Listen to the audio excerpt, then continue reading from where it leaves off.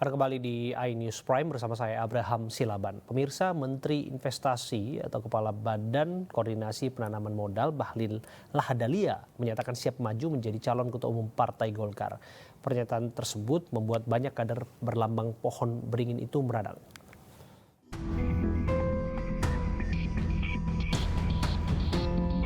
Dinamika politik di internal Partai Golkar sedang menghangat. Hal ini tak lepas dari adanya desakan musyawarah nasional luar biasa dari sejumlah tokoh senior partai untuk mengganti posisi Ketua Umum DPP Partai Golkar, Airlangga Hartarto. Isu itu semakin menguat setelah pernyataan Menteri Investasi atau Kepala Badan Koordinasi Penanaman Modal BPKM, Bahlil Lahadalia yang menyebut kekecewaan kader terkait turun drastisnya elektabilitas Golkar dibandingkan pemilu sebelumnya. Bahlil Lahadalia yang juga kader Partai Golkar pun sempat memberi isyarat yang mengatakan sebagai kader Golkar ketika melihat partainya membutuhkan uluran tangan menjadi calon Ketua Umum Golkar, kader yang merasa bertanggung jawab pasti terpanggil. Tapi lewat mekanisme yang jelas sesuai organisasi. Wakil Ketua Umum Golkar Nurdin Halid menyebut Bahlil bisa ikut pencalonan Ketua Umum Golkar pada Munaslup Partai Desember 2024 mendatang. Sementara itu, senada dengan Bahlil, Ketua Bidang Organisasi DPD Partai Golkar Papua, Max Richard Krey, menilai masalah elektabilitas Golkar perlu ditangani serius.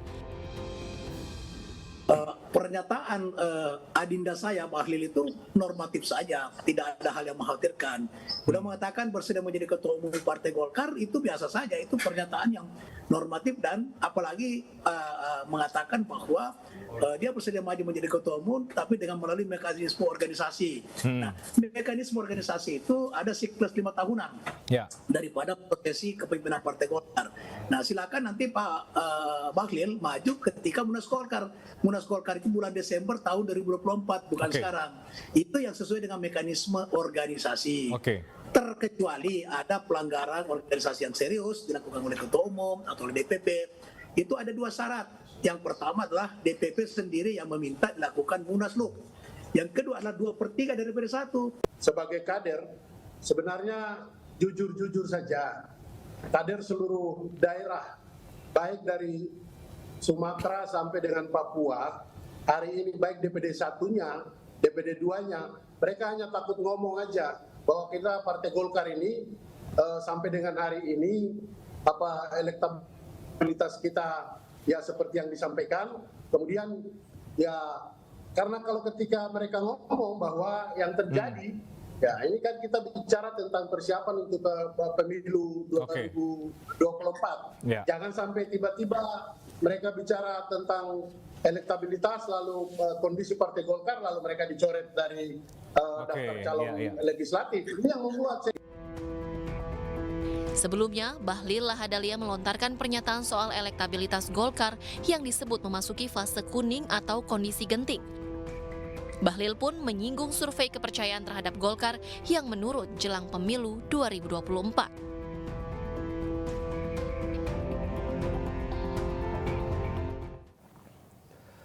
Ketua Umum PSSI Erick Thohir menyebutkan FIFA telah menginstruksikan rumput hybrid agar diganti di Jakarta International Stadium. Erick Thohir meminta renovasi JIS tidak lagi menjadi polemik di masyarakat. Hal ini dilakukan lantaran instruksi yang diminta oleh FIFA dan sebagai upaya untuk mensukseskan penyelenggaraan Piala Dunia U17. Dalam konferensi pers yang digelar sore tadi, Erick Thohir juga menunjukkan surat FIFA yang mana bagian ini dimaksud sebagai instruksi rekomendasi FIFA untuk JIS. Erick Thohir juga menyatakan bahwa segala macam standar yang ditetapkan untuk Piala Dunia U17 datangnya dari FIFA.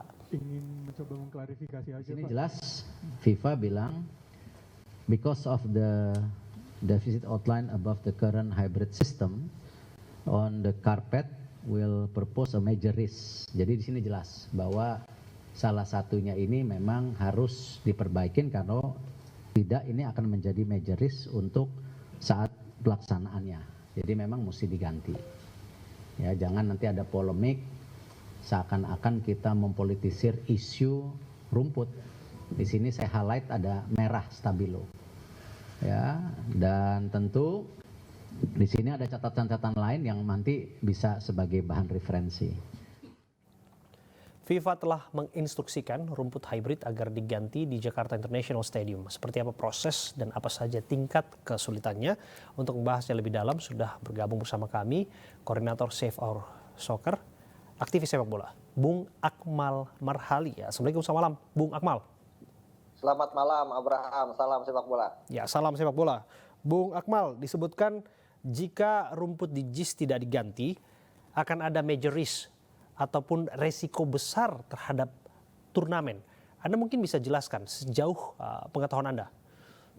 Iya, majoris yang dimaksud di sini mungkin kemungkinan pemain cedera dengan kondisi rumput yang ada saat ini, rumput hibrid yang ada di JIS, yang akan dipakai dalam rentang waktu misalnya seminggu bisa 3 pertandingan, sehingga kemudian ada potensi kalau situasi dan kondisi rumput saat ini itu bisa mengakibatkan pemain-pemain yang tampil mengalami cedera karena kondisi rumputnya, perawatannya mungkin tidak begitu baik, sehingga kemudian FIFA menyampaikan rekomendasi untuk diperbaiki rumputnya. Pilihannya memang paling mudah adalah mengganti rumput yang ada saat ini dengan rumput alami misalnya, karena itu bisa dilakukan. Tapi yang paling penting saat ini adalah bagaimana kemudian proses ini bisa berjalan dengan cepat, dan juga dengan akurat, sehingga apa yang diminta oleh FIFA dapat kita penuhi.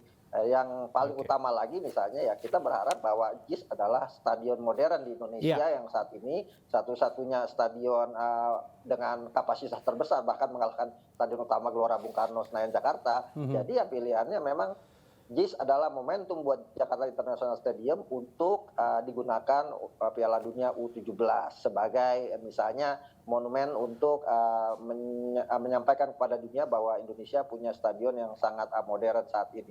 Dan itu mungkin yang harus kita perjuangkan bersama-sama, masalah bagaimana kemudian renovasi stadion, tambahan-tambahan yang dibutuhkan oleh FIFA, bukan cuma sekedar rumput ya, akses stabilitas misalnya. Nah itu kita gotong royong semuanya untuk membenahi. Yang pasti kita harus sepakat bahwa JIS ini harus masuk salah satu nomine venue pertandingan Piala Dunia U17.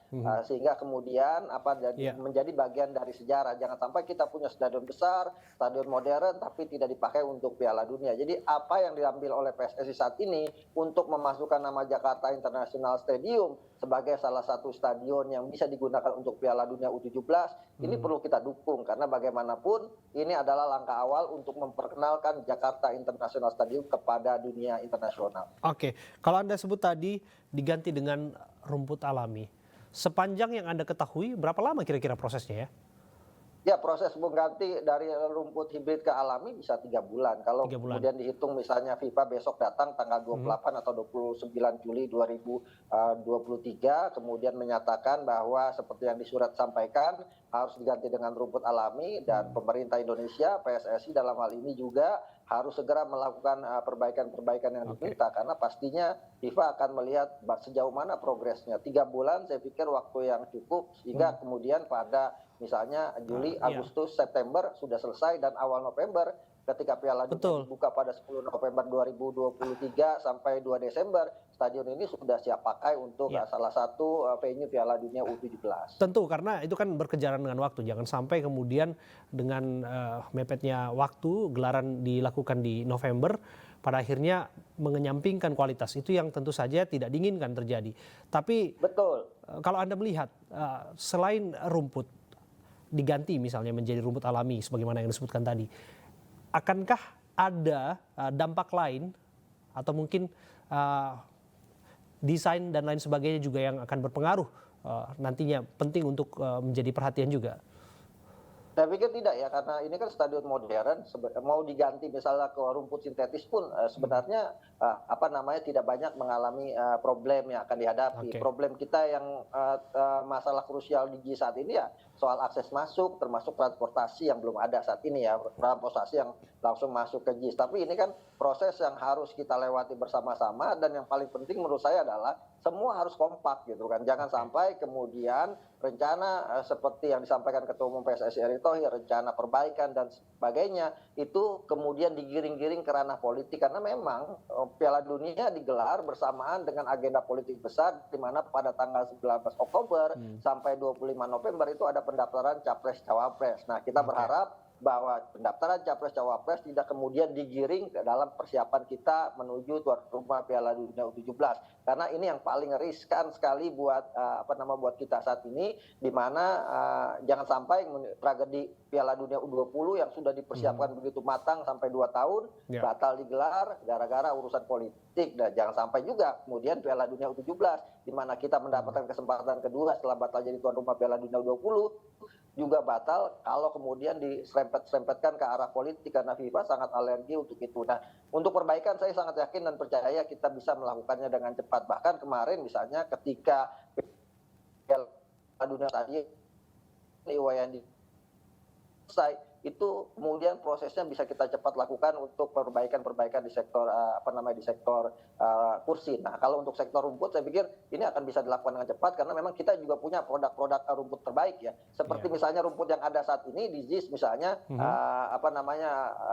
Zosia Montreal ini berasal dari Boyolali. Ini kan hibrid ini 95% Zosia Montreal rumput alami, 5%-nya Limonta yang diambil dari Italia.